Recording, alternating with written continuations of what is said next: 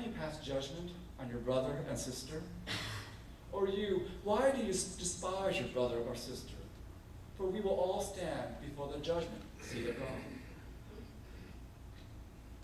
In some ways, these inner struggles as communities, as we shape and reshape ourselves, as well as the larger community throughout time and history, these inner struggles are probably a distraction from the underlying issue of who we are before God, and subsequently who we are in relationship with one another. Or rather, is it that we define our relationship before God in the manner in which we set ourselves apart from each other? Is it that we really don't believe in ourselves? Perhaps we are too aware of our own infallibility. Yes, we all make mistakes, but maybe it's more that we are aware of our potential to knowingly put ourselves first, to blatantly disregard the feelings of others, to act in ways that do not honor our commitments to one another. Perhaps it's easier to distract ourselves by paying attention to the details, all the while ignoring the bigger picture of real lives lived in a real world filled with real challenges. Last summer, the evening news broke the story that presidential candidate Senator John Edwards had an affair several years ago. Of course, the tabloids continue to play out this story, especially with reproachful hints of a possible love child. However, the affair was not news to Edwards and his family. He and his wife had already reconciled themselves to one another, having worked through this painful breach of their relationship. Yet now their struggle and grief has been made public. Indeed, it's become political fodder to be lifted up over and again as proof of bad judgment. Some say that this affair has destroyed Edwards' political career.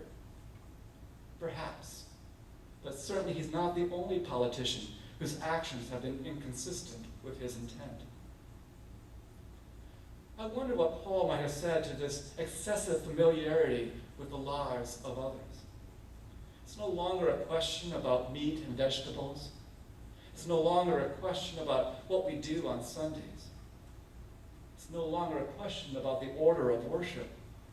The question is, how do we live with the knowledge, the awareness of the frailty of the human condition? Are we stronger for never having been tested? Are we stronger for having resisted the temptations of the world? Or is there strength and renewal that can only be discovered through our mistakes, through being human, imperfect, and fallible? Yes, Edwards is not alone as an imperfect child of God, nor will he be the last to exercise poor judgment as a husband or a political leader. So it is important to ask ourselves, how are we to care for those who have stumbled? How do we maintain our fellowship with one another? How do we care for ourselves when we stumble? How do we live with our own humanity? Would it not be more helpful at times to take away the glare of the public eye, to allow each other to work out our own salvation before God? Perhaps there comes a time when we know too much information about our politicians and celebrities, our local leaders and our next-door neighbors. It's not about looking the other way. It's simply recognizing that even the patriarchs and the prophets, the disciples and the apostles, were likewise fallible.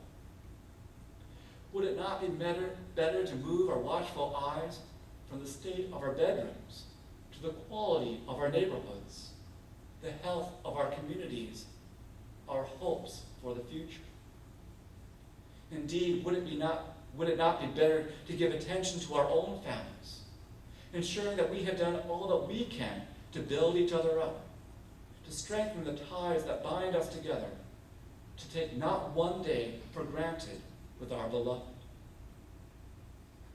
Once again, Paul brings us back to the question of what it means to love one another. We are each a child of God, a special creation. Surely we can make room for each other to grow. Indeed, is it not likely that when we finally stand before the judgment seat, we will not find ourselves for the better or the worse, in contrast to the paths others have taken, but solely for our willingness to follow the path that is before us.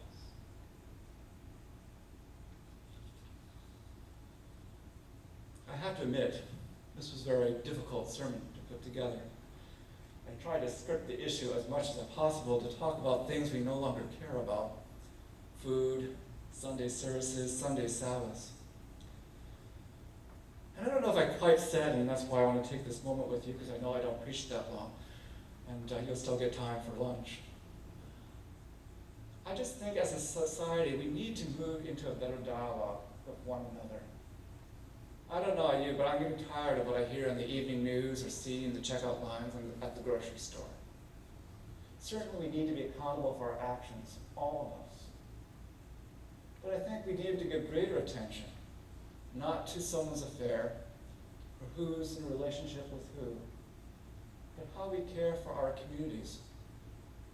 I would love for a time that a presidential candidate would be known for how much time he gave in community service, and how much offering he gave to his local church, and how much he cared for orphans in his community. Perhaps it's time, rather than setting ourselves apart by the way we conduct our personal affairs, but the way we conduct our affairs with one another here in this community, in Lombo Key and Sarasota and Bradenton, perhaps even in the state of Florida. Let us build a community where we can be fallible and forgiven, but that we can be a community where all are welcome, just as they are. Let's be faithful to a God